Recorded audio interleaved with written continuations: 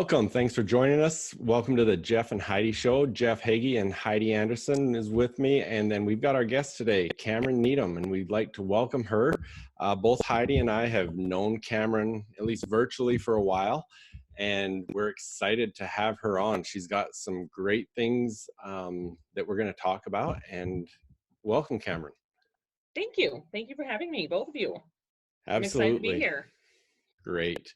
So I guess to start off, Cameron is part of our Inner Circle Mastermind that both Heidi and I are in, and she's always got some great insight that's always helping people that are on the call. And so I just thought, you know what, this is a great opportunity for us to have Cameron on, get her some exposure, but also let people know the things that she can do and what she has to offer. And so we want to share that story. So if you don't mind, just give us your background. Tell us a bit about yourself and some things that are interesting. Okay. Let's see.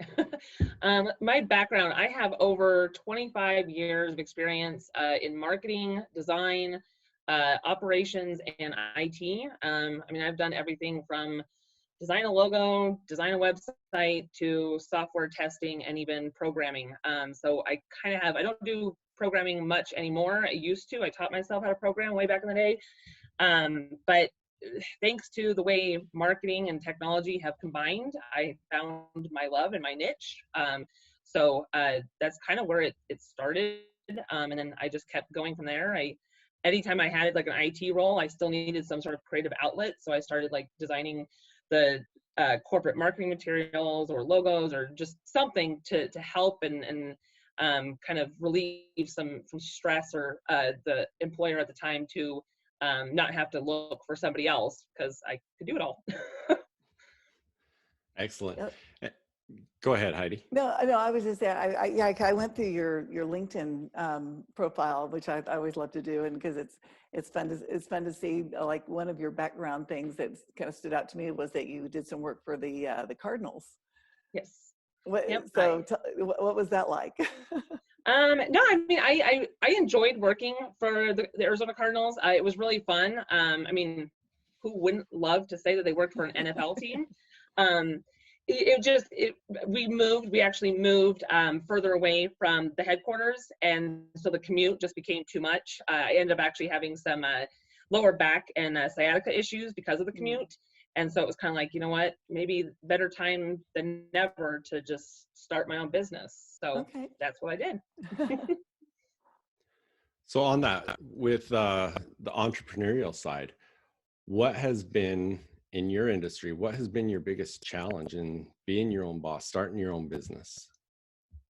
I would have to say that the biggest challenge has been getting clients to understand that there is a huge difference between sales and marketing.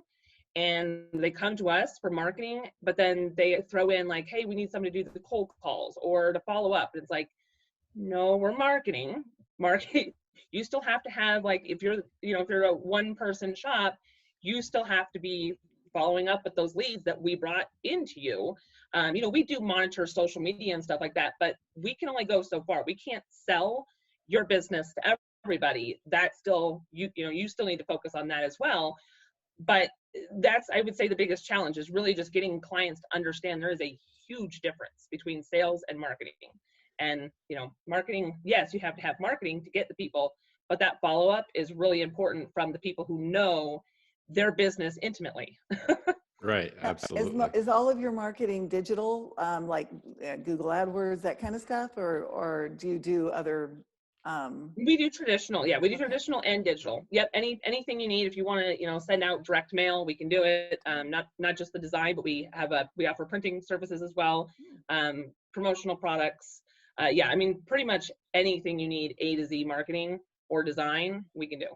Including hand sanitizer. Yes. I saw you like my Instagram. Is there a story behind that? Yeah. I know there's a story behind hand sanitizer right now, but is there a story behind you doing hand sanitizer? Well, because of the promotional products that we do, we've been doing some social media posts, and because the last month, I have had several people come to me and they're like, I need hand sanitizer, I need like face masks, and it's like, okay, well, we can get that for you, but they don't realize. Yeah, well, and we can actually get it unprinted, to where it's just, nothing, the generic label. Right. But because of the demand, I mean, it changes. The price changes within hours. And so you can't take a whole week to decide, because that price is no longer valid at all. So it's just the hunting, because we're ASI, which is Advertising Specialty Institute distributor. So we have access to, oh gosh, I don't even know, thousands and thousands of suppliers and millions of different products. So we can hunt it down for you, but it's a quick decision type of thing with those particular products. Interesting. Who would have ever known that you could play the futures market with hand sanitizer? And masks. Yeah. Yes. Well, excellent. Tell us, I want to learn a little bit more about your company and who your ideal client is, and what we're going to let you share at the end so everyone can find you, all your links and all that sort of stuff. But I know, just on your website, you can go there and see such a huge variety of specialties you have. But what is your ideal client from your business standpoint, and I guess from what you love to do the most? Absolutely. Yeah. So Needham Solutions is just that, solutions to all things marketing, design, and marketing technology. Our ideal client, we love small businesses. We love to help them grow. They have this amazing idea and they know what they should be doing. They just need that help executing. And so that's where we can help step in. We can do from strategy to the actual implementation and putting everything together, and as well as ongoing support, so that they have that external team that they can utilize. But yeah, there's not really one particular industry, which I know from listening to your videos, Jeff, we should hone in on like a niche, but it's really small businesses. We love working with veteran-owned businesses, just because my husband is a Marine Corps veteran, and I just find that the military background personality kind of works with us, because we have no problem, saying certain things, or no filter on the phone, because they don't either. But yeah, it's really just, we just love what we do. And I'm so grateful for my team that I have, because all of us have such a passion for what we do, and we just really want to help our clients succeed and grow with them. So your husband works with you in the business? No, he does not. No, I have two, I have two team members, one full-time, one part-time, and so grateful for both of them. Especially, I'm going to give a shout out to Megan. She is amazing. She's my full-time. And all right, let's go there for a minute. Let's talk about those that you work with, because they've got some specialties as well. Because I know I've referred clients to you, and I don't know if the last one we talked about has got hold of you yet, but yes. With her background and the background that Megan has, I think it's Megan that has the yoga background. Is that right? Oh, that's Talia. Yeah, Talia. Okay. So just kind of talk a little bit about those two and their expertise. So Talia has, she's a certified yoga instructor. So she's great with our health and wellness clients. She completely understands the tone and the style. And while yes, each client is specific in, what their very honed, very defined style is, she can write to that just because of that education that she has of that industry as a whole. Megan is amazing at just about everything. She, helped Liz and Tia with some logo designs. I know they went in a different direction, but they loved what she sent back. It just obviously and logo designs don't always speak to everybody the first time around. But she's a social media guru. Like anything social media, hey, Megan, here, you take it. Because she's a little younger, she's in a millennial group. So it clicks. All that social media stuff clicks to her. And while, yes, we love social media, but I send it to her because it's not my particular favorite thing to do. So it's nice that is her favorite thing to do. But both of us have I think she went to school for graphic design and communications. And so she's amazing with graphic design. I have a graphic design background as well, but I'm more of like the technology side, setting up the email marketing. Talia is, again, she's our copywriter for health and wellness, but she's just really good at keeping me in check. Really just making sure I'm on the ball. She's my operations manager / copywriter is her title. And it's really just making sure that I've got everything going in the background so that I don't have to worry or stress. And then with Megan doing all the other stuff that she loves to do, I don't have to stress at all anyways. Excellent. So, and it's not very often, but actually we're sitting here this time, all three of us are in Arizona. It's usually, we don't have that very often, but I guess that's another advantage that you can talk to, because someone listening to this, it doesn't matter where they are. I've referred clients to you from Canada. I've referred clients to you from Utah, and we'll continue to do stuff like that. And probably won't see a lot that are right here in Arizona that come from me, but I guess speak on that too, that you can basically do it from wherever. Yeah. And I think, especially with this whole pandemic thing, I think that people are really starting to realize that it is possible, that the technology, it's been there forever. I mean, I've worked from home for many, many, many years. And you can, if you just open your, I want to say, kind of think outside the box, because I know there's still a lot of old school, if I don't see you, you're not working, but that's not the case. There are people out there that I don't have to check in with Megan. She's in South Carolina, she's East Coast. Arizona right now being same as Pacific Standard Time, we can cover a wide range of hours. And that's another benefit for companies, is if you expand your network outside of your own little city, you can actually work longer, as far as your clients are concerned, longer hours because of those time zone differences. But yeah, I mean, the technology's always been there, and it's a trust, but you have to find the right people. And that's really what comes down to is, yes, I know recruiters and, owners and all that who are looking for, that right person to trust. Spend that extra time, interview them numerous times. If they really want the job, they're going to keep coming back. They're going to do whatever tests you give them, whatever. But the owner, the recruiter, or whatever you are, you also need to take the time so that you can trust that person to work from home. They don't have to be sitting in your office, or people are adults. Let them, be adults and have that trust. But, if they don't work out, they don't work out, but that means you probably need to spend a little bit more time next time recruiting somebody who will work out. Yeah, how do you track their, I guess, but just by the production, like you give them a project and they get it done. And so it doesn't really matter how much time it took them to do it. It's more on a project basis versus an hourly basis. They are an hourly, like all of our stuff is structured hourly, but because we all have similar backgrounds, I know how long it's going to take to do a proposal or a logo or, something with a website. And we have a great project management tool that we use, and they punch in, punch out. So everything that they do, even if it's 5 minutes of responding to a client email, punch in, punch out, and all of that's recorded because our clients pay us on most of them on a retainer or hourly, but retainer, they get so many hours per month based on that retainer level. So everything is very hourly to us. And so every minute counts. Yeah. How long do you find that it, just on average, and that might be a tough thing to say, that it takes for people to see results from marketing? Because like I said, it's one of those things where, like I said, it's not sales, it's not going to be immediate, and people need to understand that it's probably not going to happen overnight, right? Right. So exactly.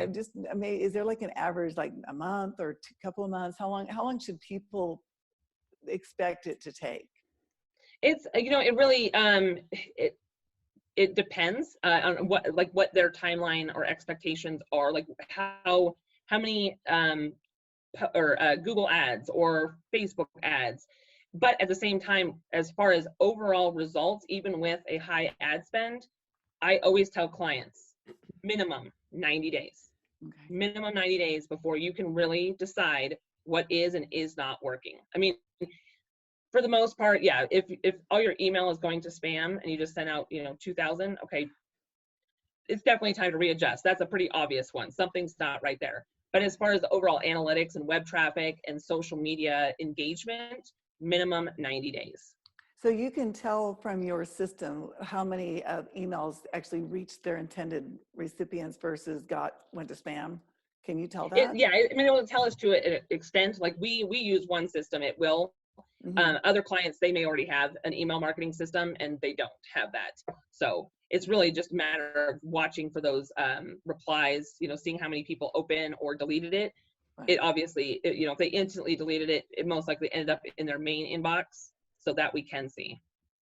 Okay. Or not delete, I should not say deleted, but opened and then, or didn't open it as far as and didn't where it respond. landed. Opened and Right. response rate kind of, yeah. Yes.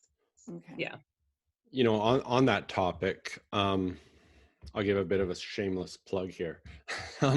When this whole coronavirus pandemic hit, there is some things that I was working with clients on that I really thought, this is something that I think the changes we're going to see through this pandemic are an education opportunity here. And so I actually talked with Cameron, and I'm putting together a course right now that is going to require her expertise. And so we're going to do that together. It's taken me so much longer than I anticipated, but we're getting there. But that it's right to what you're talking about, Heidi, is because in my next question, I'm going to ask you about Cameron is websites, but there's so many businesses that have websites. Almost everyone has websites today, but there's so many business owners that don't understand how to use them properly. And that, I talk to people that when they started their business, they dumped a ton of money into their websites. And now I'm like, when was the last time you were on your own website? Oh, well, 5 years ago. So, and with that turnaround, I think one of the biggest things that people miss is, people are coming to your website for information. And so many people are at different stages in the buying cycle. If they're not ready to buy right now, then how are you still servicing them and giving them an opportunity to become a customer in the future?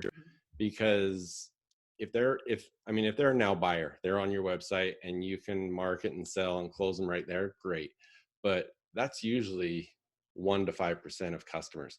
And so that other 95% of customers, you need to know how to still give them the information, still stay in touch with them, and do all the things that Needham Solutions can teach you how to do to, make sure that they stay with you. Because, there are going to be a lot of things that they can do on the marketing side that, 60 to 90 days, you can see a good return and see what's happening. But there's going to be people that come to your website that they might not be ready to buy for a year. And if you didn't do things properly when they were at your website, you may never see them again and they go buy from your competition. So I think that's one of the things that Cameron does very well. And, and some of it, from Cameron's point of view, it's just like common sense, simple stuff. But with most small business owners, especially small business owners, is, they're taking care of so many things. They're trying to fulfill every single role. They're trying to be the salesman. They're trying to be the accountant. They're trying to be the marketer. They're trying to be the web designer. They're making their own logos, all those different things.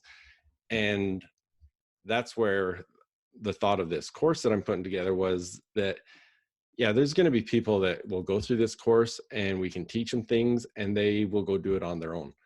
But the reason I wanted to have Cameron involved in this is because there's going to be a lot of people that go through this course and it'll be an aha. Oh, I get it. I see why I have to do that. How the heck do I do that? and that's where Cameron will come into play, because she can do that for them and, create some incredible results. And so that, I think that's a great question, Heidi, because I think you can do a lot of marketing things that you'll see results right away. But there's also the longer term stuff that I think is some of the most important, because people are coming to your website looking for information. And if they're not ready to buy, you need to know how to have things in place so that they are going to buy from you when they become ready to buy. Any thoughts on that, Cameron?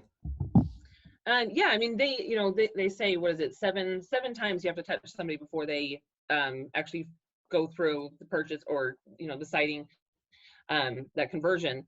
So 7 times, you think if someone's on your site 7 times, you put a Google ad out there that doesn't match, and so they just keep clicking on it, not realizing that they went to your website 7 times, or it's because you are that source of reference for that information that they're looking for. They're gonna, you have to be that. You have to be that key reference for them, with educating them, informing them of what you can do, and don't assume that everyone understands what exactly it is you do. Have somebody kind of in layman terms do your copy and make sure that it's SEO focused, so that those who, okay, I know, if my boss says I need to look up this, this, and this, well, I may not know what it is, but if your website is very clear and concise and informative, not only I'm gonna learn something, but I'm gonna know I'm on the right website. And this is gonna be a resource that I can tell my boss, hey, I found this person. So that's always keep that in your mind, is just because you can talk about something, it may go completely over somebody else's head. So you actually do the copywriting too, and yes. the messaging and the web design. Yes. Yep. Okay. We do. Yep. All of our, we make sure that all of our copy is SEO focused. That's the first thing we go for.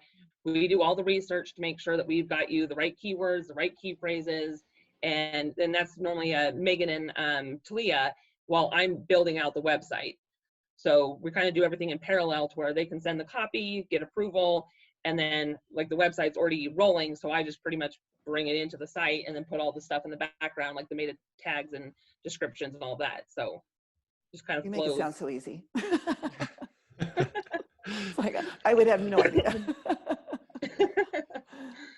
Yeah, but I mean, the thing with the website is, it is a living thing. You cannot just put a website out there and just, okay, I have an online presence. That is not how a website works. Mm-hmm. Don't ever think that that's how a website works. It needs to be updated regularly. Okay, so let's go there. I was listening to your panel that you were on. I was listening to it this morning, and one of the questions you were asked was, what makes a good website? And so maybe go there and just share that with us. Yeah, I mean, it has to be user friendly. That was the very first thing you said in the last one too, because I wrote it down. Yeah, I mean, if people cannot figure out where they are or what they're looking at or where they need to find the information, they're gone. It's zero moment of truth. They're gone. They're going to find a competitor where they actually, see a menu that's very clear. There's very clear call to actions and consistent call to actions. That's another thing, is making sure that you don't have a button up here that's one color, but then in order for somebody to find out information, it's nothing more than a simple like little widget, but no one would know unless they click on the widget that, oh, it opens up more information, because there's not consistent and clear call to action buttons. I think another one I referenced in my thing is, don't have your nephew doing a junior high project who's learning HTML do your website for you.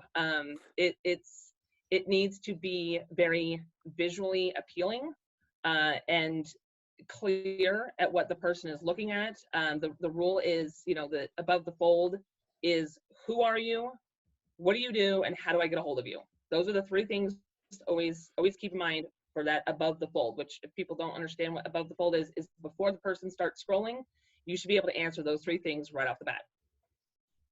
Excellent. And, just thinking about all these different things, there's simple stuff like that people don't know the advantages of hiring a professional, because they don't know those sort of things.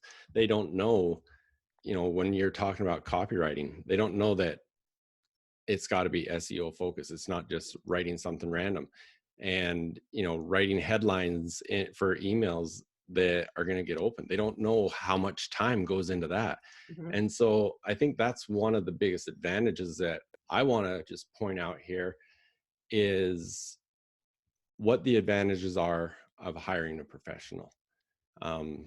you know, we actually, Heidi and I talked last week with Dave about this, that people think they can do everything themselves to save a buck, but there's so much more advantage and so much more money to be made when you can hire a professional, that the opportunity cost is really the determining factor. You might save a buck doing it yourself, but you're missing out on $100 because you did it yourself. So. Yep. Yeah, exactly. And you know, and I totally understand a lot of people, especially right now, you know, tightening their wallet. But again, you have to look at it is, how much is your own personal time worth? Are you, you know, trying to figure out how to build your own website until midnight just so you can wake up in the morning and do your, you know, a few sales calls or whatever?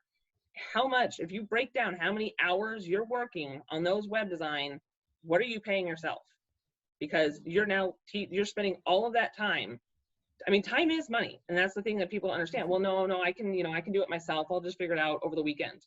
So you just took your weekend away from yourself, enjoying your weekend just so you could figure something out, where if you just kind of open that wall a little bit, and you don't need a $20,000 or $25,000 website. That is ridiculous. And anybody who comes to me and they're like, you know, and says that that's how much they spent 3 years ago, I instantly am like, why? Why? It should never cost that much money. You know, unless you're actually building like a full-blown web application, but that's different than a website. Right. Big difference from a website. So yeah, you never should. I would say on average, depending on how many pages and what kind of functionality, you're looking at about like 5,000 to 15,000 maximum. And that includes everything, the SEO, the copy, the graphic designs, that should include everything. And, you know, even if you just need like a 1 or 2 pager, okay, that's way below 5,000. So it all just depends on your needs, but you should never have to go above 15,000 for a you know, 20, 30 page website where, you know, you, again, depending on your requirements and what you need, but yeah, you should never have to pay that much. And anybody who tells you differently, I'll just keep my mouth closed. Yeah. Well, and I think another way of looking at that is not only like what our time is worth, but also what is the value of a customer to you? So if your average customer you'll make, let's say $1,000 just to make it easy, right?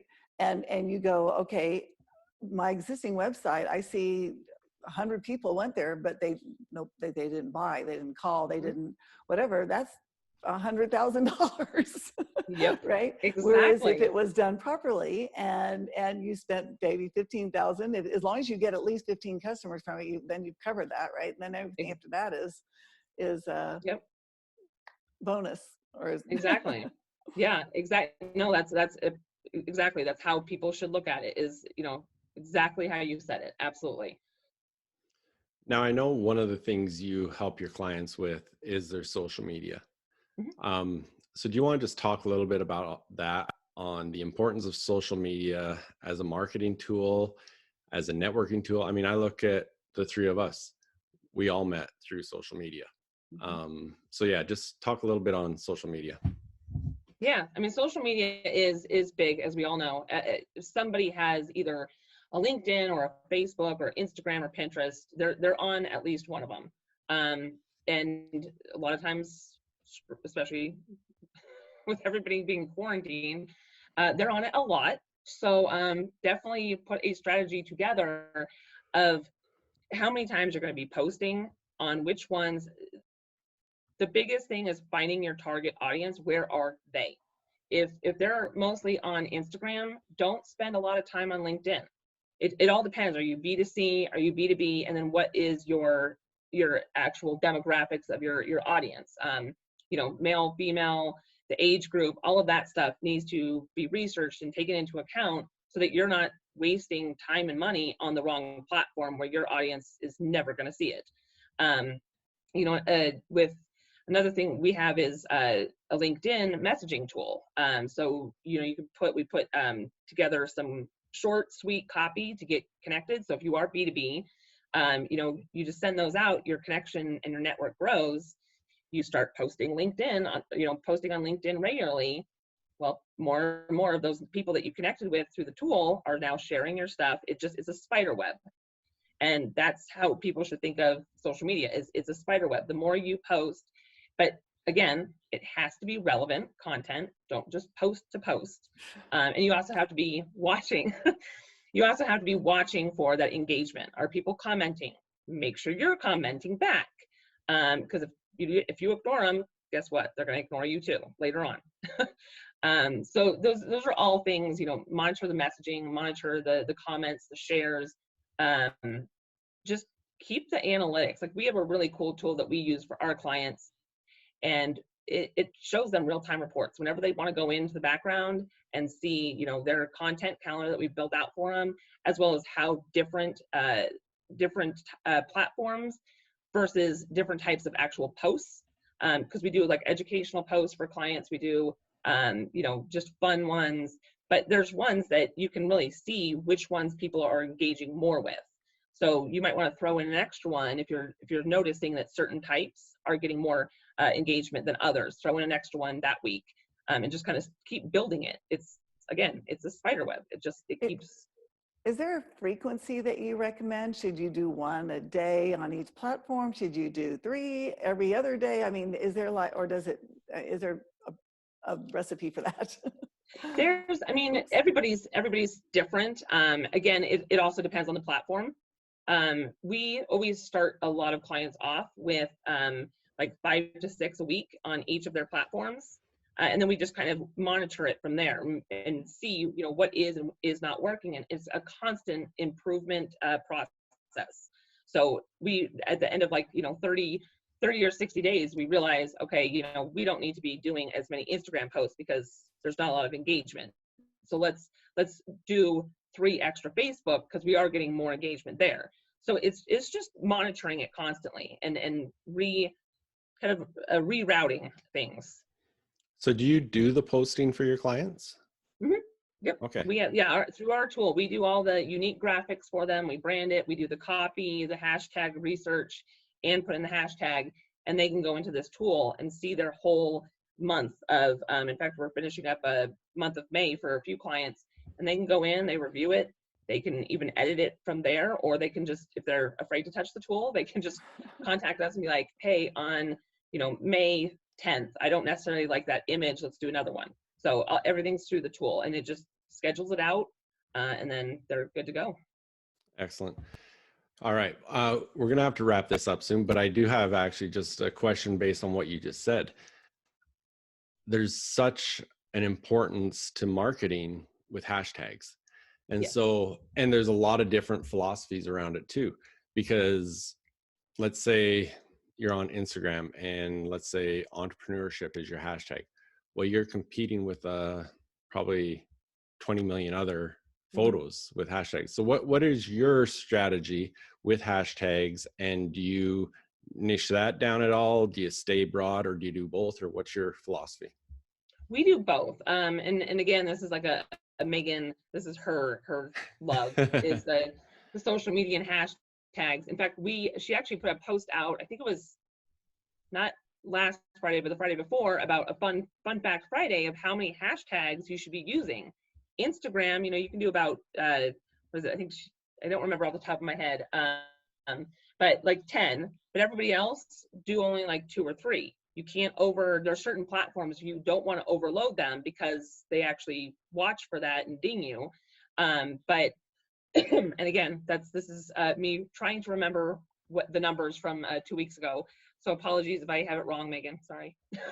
But yeah, we always like to do broad as well as very specific, because we want to get a hashtag going that's for that client specifically, so that it starts to grow. So somebody can, share a post and do that specific hashtag or those specific hashtags, and it'll eventually lead back to the client because it was specific to them. But we also like to throw in the higher ranked ones, because when somebody searches for entrepreneurship, yours is probably going to pop up. It's interesting because I know somebody and like she posts on LinkedIn, and so it would be like, here's her post, and then she's got this much in hashtags, and who's going to read all those? And they all kind of Right. run together. And I always kind of wonder why people do that. I'm like, is that so if somebody happens to type in doctor or whatever one of her things is, that her post will show up? I never can understand why she would do that many. I guess Right. that's a good question too, Cameron. Do you want to just explain what hashtags are for? Yeah, hashtags are for search. You know, when you put in when you're searching for something, your hashtags are part of that search. So if I am typing in entrepreneurship, it's gonna pop up with a few Instagram posts that may have good engagement under that hashtag. While you're searching in Facebook, you put entrepreneurship, and posts are going to show up that have that hashtag. So it's an overall search. It's all for search. Hashtags is all for search. Oh, So it's not for those that already follow you. It's so that you're showing up in different searches. Correct. Right. Yep. So, all right. Well, we are getting to the end of our time limit here. Just one other question for you. As an entrepreneur and as a business owner, what is on the side of personal development, self-education? Do you have one book that has really influenced you and stands out in your mind as something that's influenced you? I'm not a big book reader, just because I love reference manuals. Like I love learning like user manuals. I'll read a whole like a 500-page user manual before I read like an actual book. But I do like a lot of videos.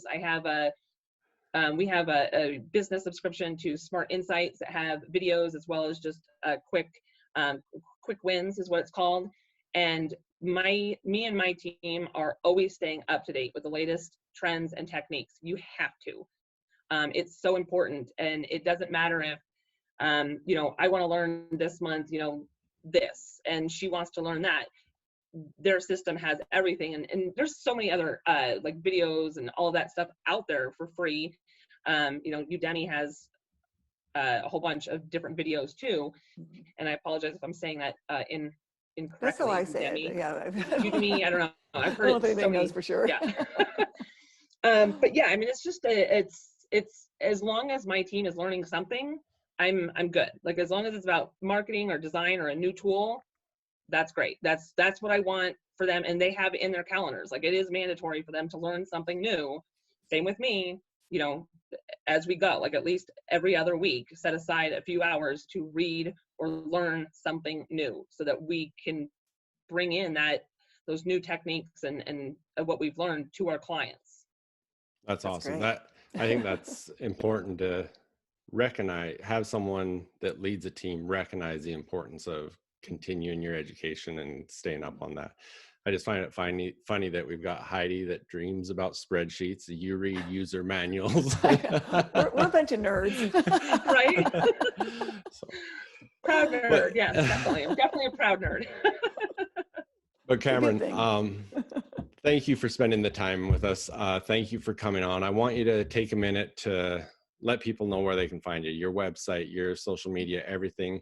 And thank you for doing it with us live and not just your profile picture. I know it was a stretch for you. But thanks. Go ahead and just share where people can contact you and find you online and everything you want.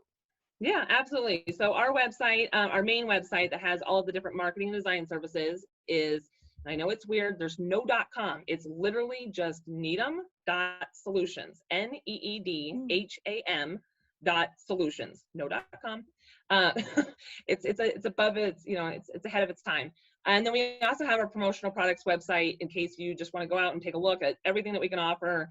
And that is promos.needham.solutions.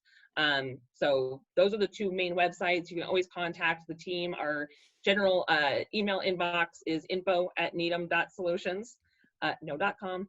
Facebook, Needham Solutions. I think that's pretty much for all of our social media is Needham Solutions, or Needham LLC, I think is Instagram. That's the only one that's slightly different. But yeah, I mean, you can find me on LinkedIn, Cameron Marie Needham. You can find Megan through, I mean, we're all connected to our own social media to watch it and monitor it. So you can always connect with us through the different channels as well. Excellent. And of course, soon people will be able to find our course and they'll be able to access your expertise through there. But yeah, as someone that's had the opportunity to send clients to Needham Solutions and seeing how good it has been, from the client perspective and the result perspective, definitely, if you're looking for these services, or if you're doing these services yourself and don't, or listening to this, realize that, you know what, I could probably get these done better and save me a lot of time, headache, and stress.